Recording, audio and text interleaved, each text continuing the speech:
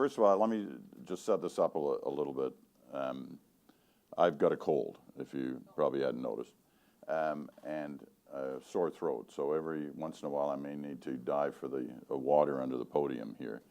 But apparently it gives me a deeper voice, which is good for television, I'm told.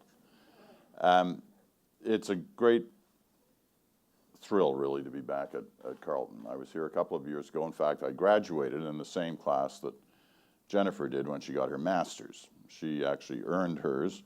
I got mine as an honorary degree, but I still felt pretty good about being there for a number of reasons, not the least of which was that it was at the same time that Jennifer was getting hers. It's an honor to be introduced by Jennifer, a journalist who you've heard already has made her mark on the Canadian scene, especially covering news in this town. We've all learned from her, and obviously some of the students here at this great institution have learned from her as well. Carleton was important to me right from my earliest days. I grew up in Ottawa. I lived in the Glebe on 4th Avenue, and I used to dream of the day that I'd get to go to Carleton. Unfortunately, I never got out of Glebe. So I didn't make it to Carleton when all my friends did. I ended up going off and joining the Navy, and it's a long, sordid story that ended up in Churchill, Manitoba, and this by a fluke, getting a job at the CBC. But every time I'm in Ottawa, obviously from the airport coming in and going back to the airport, I pass by Carleton and I think about those early days, the formative days, as a youngster growing up in this town, and the way I used to look at Carleton with hopes and dreams of someday being there. And now here, all these years later, I get to give a lecture. It's also worth noting that Susan Harada invited me for this lecture today. Susan is a longtime friend and colleague of mine, obviously having worked at the CBC. And I look at Susan, and the one thing that I always remember, because it had an impact on my journalism, we used to do these things called double enders, where you would talk to overseas correspondents, do a little debrief with them, and because of the hour difference, it often meant that you were doing it at odd hours, you know, morning hours in Toronto, evening hours wherever they were overseas. And because we couldn't use the studio, you'd quite often do these from home. You do them over the phone, then you come in later in the day, transcribe the interview, your end of it, my end of it, and link it up with the video footage that came in from the reporter overseas and sit in the studio and kind of repackage it all. Susan was in, where were you? You're in Harare, weren't you not? In Somalia. And it was an ugly story. In the early 90s, there was a rebellion going on. There was a lot of shooting, a lot of death, destruction. It was not one of those easy stories to cover. And we were hoping to be able to hook up with Susan, but morning after morning, it just didn't work. We couldn't get through. She had a hard time getting phone lines, and we were unable to make it work. And so finally, in this week that she was there, I figured, okay, it's never going to happen. I'm going to use this opportunity to go golfing. And off I went, play a round of golf. And sure enough, about the 12th hole, my cell phone started ringing in my golf bag. It was Susan. I didn't have the heart to tell her where I was, because I could hear in the background where she was, there was gunfire. It was not pleasant. And all you could hear on my end of things was the cleats on the bottom of my golf shoes hitting the pavement as I was walking down the cart path. It was after that I said, I'm not doing these anymore. It's just really something not right about this picture. It doesn't connect properly. So when I look at Susan, I think of those days, and I think of that issue. As you've heard, I'm going to talk a little bit about the future here. And the problem with talking about the future of journalism is it's hard to project what's going to happen in the next 5 weeks, let alone the next 5 years. Things are changing so fast. It's true that in a few months I'll be stepping away from the nightly duties of the National, the broadcast that really has been such a part of my life for nearly half a century now. I'm proud of every minute, although it hasn't all been easy. It certainly hasn't all come without challenge. But it has come during a period of tremendous change in the business of television journalism. You know, just to put it in some context, when I started in television, it was black and white. And we used film for our stories. And so film meant you'd work all day on whatever story you were doing, then the film had to go to the lab to be processed. And the film would come back, and you'd physically cut the film. Snip it up, stick it together. That's how you put your story together. That's how far back I go. Now, the transitions through this last 50 years have come at a kind of leisurely pace in the first 30 or 40 years. We went from color, or from black and white to color. Then we went from film to videotape, electronic news gathering.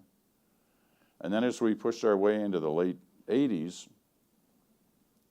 we started news channels, the impact they had on the drive for news, the 500-channel universe. All these things kept pushing the envelope on how we did our job and how our job was consumed by the various platforms that were able to use it. Now the internet comes along, then social media. Everything's changed rapidly. 2 weeks ago, I was in Vimy Ridge getting ready for our coverage of the 100th anniversary of that significant military battle in the history of our country.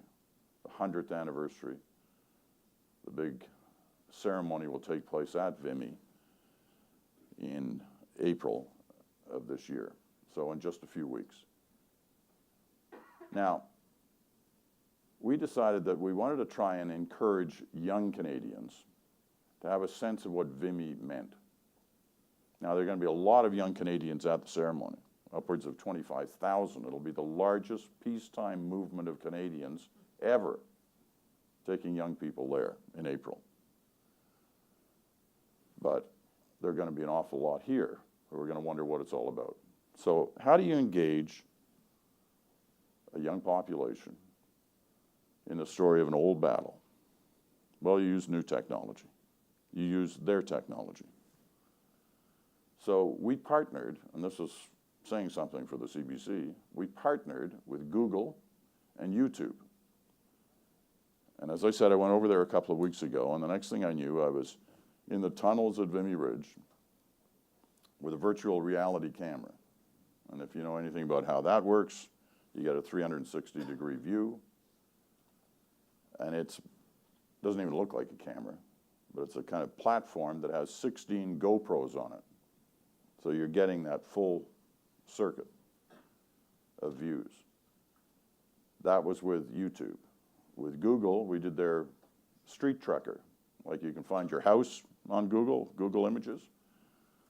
You've seen the Google car with the funny thing on top of it. Well, I was the funny Google guy at Vimy, wearing a contraption over my back and above my head, and walking through the trenches and the tunnels of Vimy Ridge.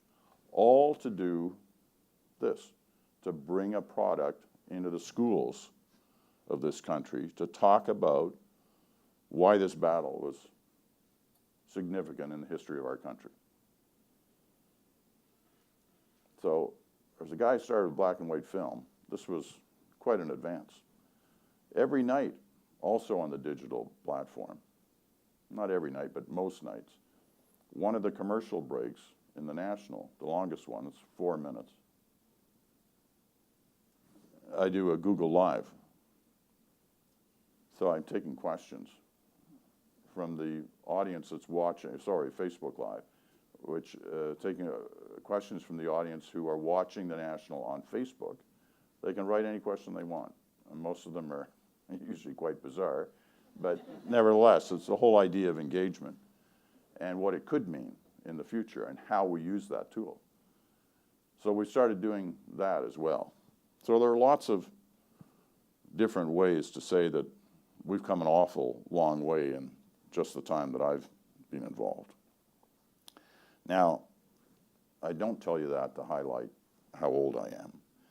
I'm telling you because that fast pace of change continues, and it's likely to keep doing so for some time. The things I just told you about the last few weeks are going to sound pretty old in a few months. There'll be something else.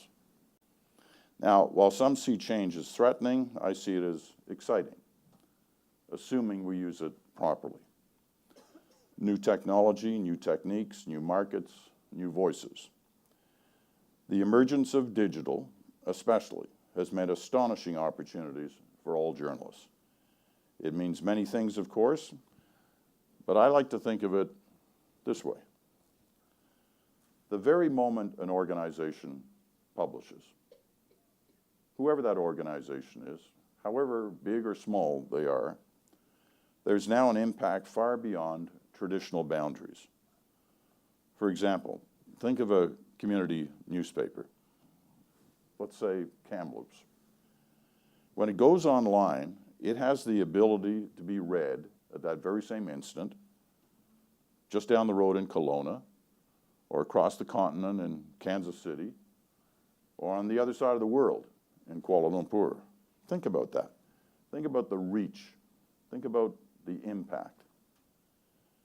Journalism survives on its ability to have an impact on people. Adapting to new technology is vital to expanding that impact.